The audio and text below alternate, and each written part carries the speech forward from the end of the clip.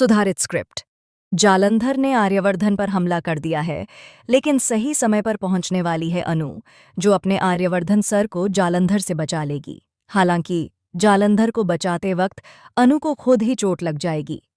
Serial तुमसे तुम तक की बात करें तो जालंधर, जो आर्यवर्धन का जानी दुश्मन बन चुका है, जेल से बाहर आ गया है।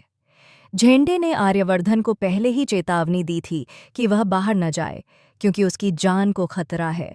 उसका दुश्मन खुलेआम घूम रहा है। जब अनु वहां से लौट रही होती है, तभी आर्यवर्धन भी अपने घर से बाहर निकलता है और तभी जालंधर आर्यवर्धन पर हमला करने वाला होता है।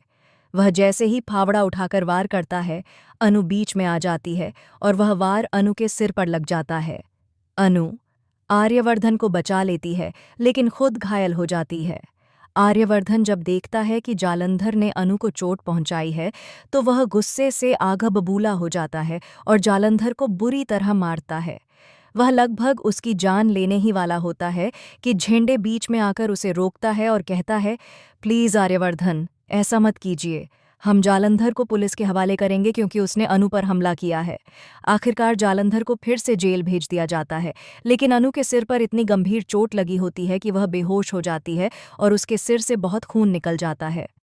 आर्यवर्धन उसे अपनी गोद में उठाकर तुरंत अस्पताल ले जाता है, लेकिन वहां डॉक्टर कहते हैं कि अब बहुत देर हो चुकी है। आर्यवर्धन पहली बार मंदिर जाकर भगवान से प्रार्थना करता है और कहता है, माता रानी, अगर आपने राजनंदिनी की तरह मेरी अनु को भी मुझसे छीन लिया तो मैं जिंदा नहीं रह पाऊंगा। मेरी पत्नी को आपने मुझसे दूर किया और अब अगर आपने अनु को भी मुझसे छीन लिया तो मैं आपकी पूजा छोड़ दूंगा। तभी चमत्कार होता है, अनु को होश आ जाता है। जब उसे पता चलता है कि आर्यवर्धन ने भगवान से उसकी जान के लिए ऐसी प्रार्थना की, तो वह बहुत खुश होती है। आर्यवर्धन उसे गले लगा लेता है और सबके सामने अपने प्यार का इजहार करता है। अनु, मैं तुमसे बहुत प्यार करने लगा हूँ। मैं तुम्हें खुद से दूर नहीं रख सकता, न ही दूर देख सकता हूँ। अब कहानी उस मोड़ पर पहुंच गई है जहां से अनु और आर्यवर्धन की लव स्टोरी शुरू होगी। लेकिन यह सुनकर पुष्पा जी और अनु के पापा के होश उड़ जाएंगे। वे कहेंगे, आर्यवर्धन जी, आप क्या कह रहे हैं? जरा अपनी उम्र और मेरी बेटी की उम्र देखिए। आप दोनों के बीच ऐसा रिश्ता नहीं बन सकता जो समाज की हदों में न रहे। अब कहानी में एक और ट्विस्ट आएगा, जहां अनु और आर्यवर्धन की शादी में पुष्पा जी और अनु के पापा सबसे बड़ा रोड़ा बनेंगे।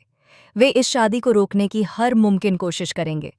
इसी बीच पता चलेगा कि नील किसी और के साथ नहीं, बल्कि जालंधर के साथ मिला हुआ है, जो शायद उसका बेटा ही निकलेगा। आने वाले एपिसोड में यह भी दिखाया जाएगा कि मीरा भी नील और जालंधर के साथ मिली हुई है। कहानी अब बेहद दिलचस्प मोड़ पर पहुंच चुकी है। कमेंट करके बताइए, क्या अनु और आर्यवर्धन की शादी हो पाएगी या फिर कोई नया ट्विस्ट आएगा?